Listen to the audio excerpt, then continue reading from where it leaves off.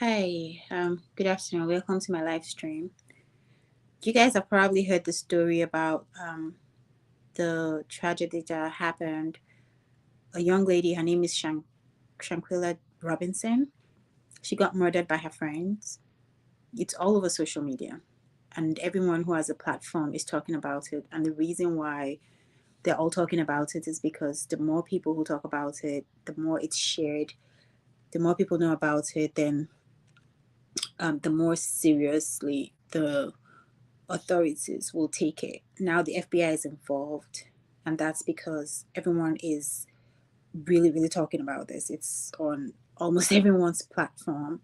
And I wanted to talk about this and give my own take on it when it comes to, I want to tie it into autism because that's what my channel is about. Um, so, this young lady, I believe she was 25 years old, she went on a birthday party trip with her friends. They all organized a birthday party trip and she went and they went to Cabo. Now, most of you would have heard this story already because I'm not one to jump into like current events. I don't do that. But I'm doing this because, like I said, the awareness is important. So this story has been going on for at least a week. So most of you already know this story. My channel again is about autism. It has nothing to do with the news or anything like that, but I felt the need to do this. So she went to Cabo for a birthday party. Now I believe that that her friends actually this was premeditated murder, right? I think everyone has come to that conclusion. This is murder that they planned. But I believe that they actually chose a place like Cabo because they believed it was somewhere that they could manipulate the system, right? Now, I'm from Nigeria, so I know what can happen in places, third world countries. I don't know if Cabo, if Mexico is it? I don't know.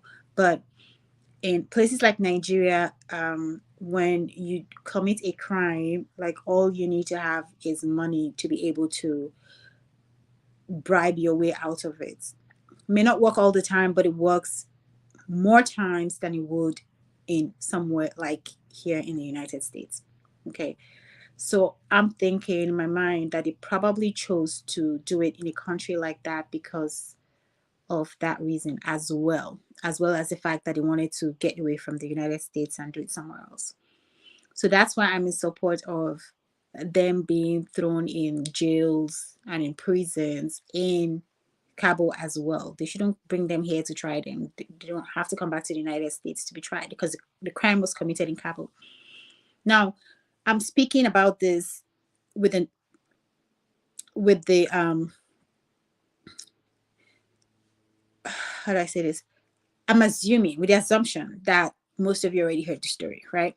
So I'm not going to go into details about the story, but if you haven't seen because there's a video, a short clip where they showed one of her friends that was really, really hitting her and beating her up because she died from um, physical abuse. Basically, they beat her to death, is what I would say. So if you haven't seen the video, I would say go to Fumi's Instagram because that's where I saw it. Fumi Desalu Vold. Fumi is Fumi Desalu Desalu Vold. If you type that into Instagram, you will find Fumi Desalu Vold, and then you can see it on her stories. Um, yeah, so in that video, you would actually see her friend beating her up, and then she died 15 minutes after the beating and all of that. So she died from physical abuse, basically. So this okay. So the perplexing thing is, I just actually heard about another story. A white male that was killed. I think he was 15 or 17. I'm not sure, but this one is an old story, right? But it's on Netflix.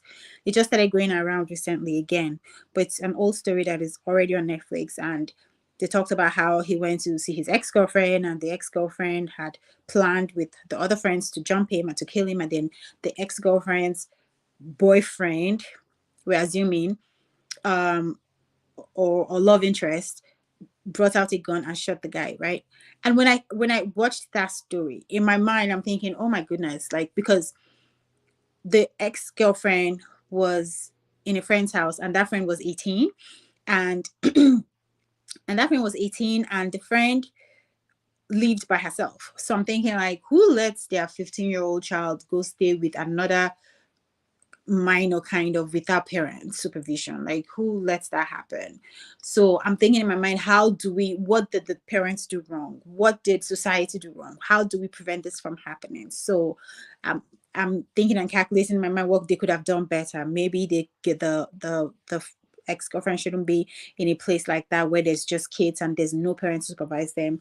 Maybe the boy should let, in fact, I don't even know, but when we do those things and when we think in our heads who did wrong, who didn't do what they were supposed to do, we're thinking like, okay, what can I do better as a parent, right? That's the whole essence of thinking that way. Like, what should I do better as a parent? But now in Shanquella's case, Shanquella is 25 years old, right? So there is nothing her mom would have done differently. Shanquella called her mom when she got to Cabo.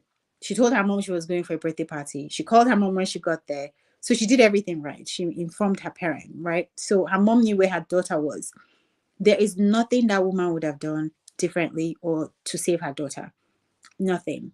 So it's scary.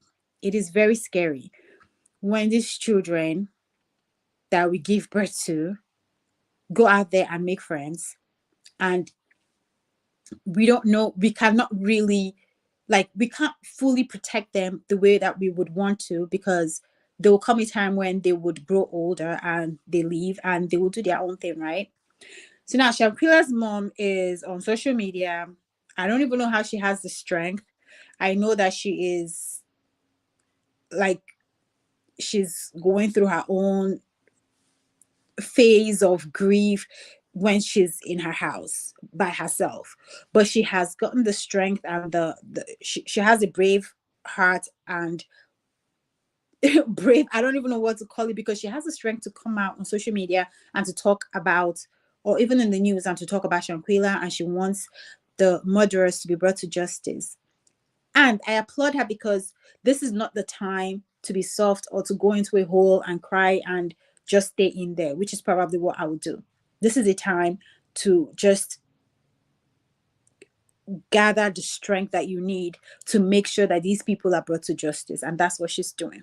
And that's why I'm also talking about this, so that people can, if you haven't heard about it before, you can hear about it. If you want to share it, you can go ahead and share it so that more people will hear about it. And like I said, now the FBI is involved because of all the rave on social media about this. Now I'm going to tie this into autism, right? If for any of our kids, we want them to have good friendships. Even Zita, my daughter, who's not on the autism spectrum, still has a hard time making friends. I'm thinking it's because she's the only Black person in her class, so she has a little bit of, um, I don't know, maybe she has a complex with that. I don't know what it is, but as parents, we always want our children to make good friendships and to feel like they are involved in something with other groups of their peers, right? So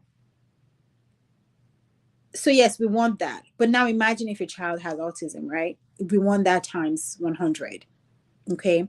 We I'll speak for myself. Like, when Williams has friends, Williams did not have friends for a long time. And then he was in school, and they had a group of people in his class. And every time they moved from one class to another class, they moved the people that Williams was closest to with him to another class. So because of that, because he had been in the same school and class with the same people for many years, 4 years at least, now he's formed friendships with them. So it takes that long to form friendships, right? For autistic people. So now he's friends with them. So that I'm grateful for, right?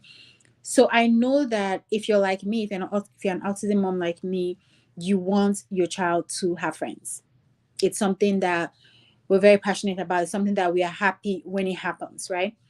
So the reason why I'm bringing autism into this is because as they grow older, as Williams grows older, I have to be careful that I'm paying attention to who his friends are, right? Now, we can never be too careful, because even with Shanquella, what Shanquilla's mom said, one of the people that were in Cabo with Shanquella was someone that had been on a trip with them before. So that's like a family friend, right? So you can never be too careful. But I'm just saying we can only do the best that we can do. So in my anxiousness for my son to have friends, I cannot overlook the fact that I have to pay attention to the people who are his friends, right? Like when he grows older, when he's a teenager and all of that, especially if he has friends and those kids are neurotypical, I want to be sure that they are his friends for good reasons and they're not his friends because he seems gullible. He seems like someone that they can use as comic relief or something like that. Like I have to pay extra attention to the people who are his friends. As much as I want him to have friends, it's very important that I'm very careful who he's friends with, right? So that's for my child with autism. But again, like I said, even all our children, even Zita, I have to be careful with her. But again, Shankule's mom couldn't have done anything different. Shankula is 25 years old. She went on a trip. There's nothing the mother could have done. Like, that's just what breaks my heart. She called her mom when she was leaving. She called her mom when she got there. So there's nothing else the poor woman could have done. So I would say, let me conclude by saying this. If you're an autism parent, you have to be careful who your child brings home as a friend or who you allow your child to be friends with. Because some of these neurotypical kids, especially if they are not on the spectrum themselves, if they are neurotypical, some of them just have friends on the spectrum just for comic relief, just to make fun of them when they're hanging out with their peers, or just to use them for certain things, right? So we have to be careful with that. Now, with all our children, of course, we have to be careful as well because these two incidents that happened are not even to children on the spectrum, right? So we have to be careful with all of our children. But I'm going to say, in light of not being able to hold your child down in the house 24/7, nobody wants to do that. You want your child to be independent at the end of the day.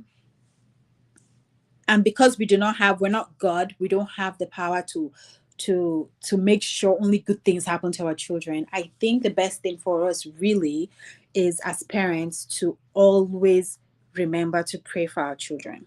That would be my conclusion. Because like I said, Shankula's mother could not have done anything different. Now, the case of the other white people, the white guy that died, I think that the fact that they were letting kids go stay in a house that was, in my opinion, a minor's house, because in Nigeria where I'm from, if you're 18, you're still a minor. So they were staying in a minor's house, they were breeding, and they were taking drugs there and all of that. So that one, something could have happened to prevent that, right? So of course you want to make sure you know where your kids are going and all of that. But in Shamkila's case, the mother could not have done anything different.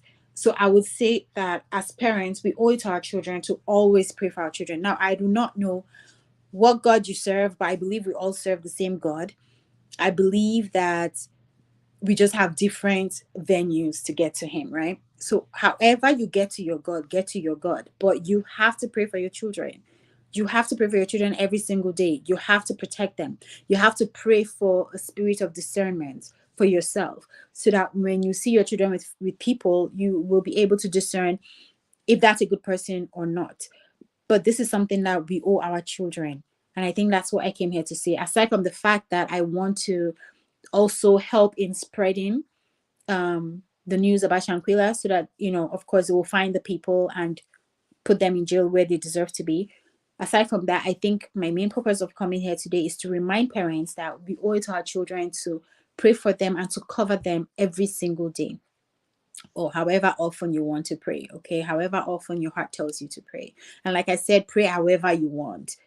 However venue you use to get to God, use that venue. But we need to cover these children every single day, or however often you want. And yeah, I think that's it. And again, you could pray for your children and it's still, something bad will still happen, something bad in our opinion, because sometimes something happens and God did it for His glory, but to us it's a bad thing, and then there's a time to grieve it and all of that.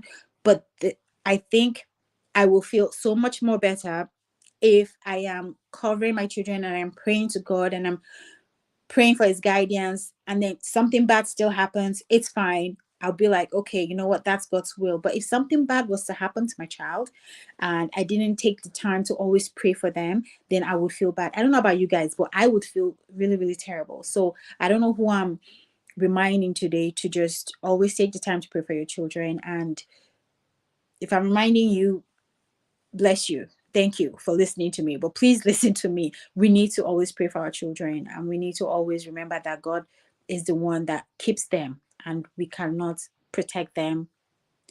We really can't do that much but to just pray. All right. Thank you for listening, guys. And thank you for liking this. If you want to share it, share it. Like I said, it needs to reach more people. And thank you and stay blessed. Bye.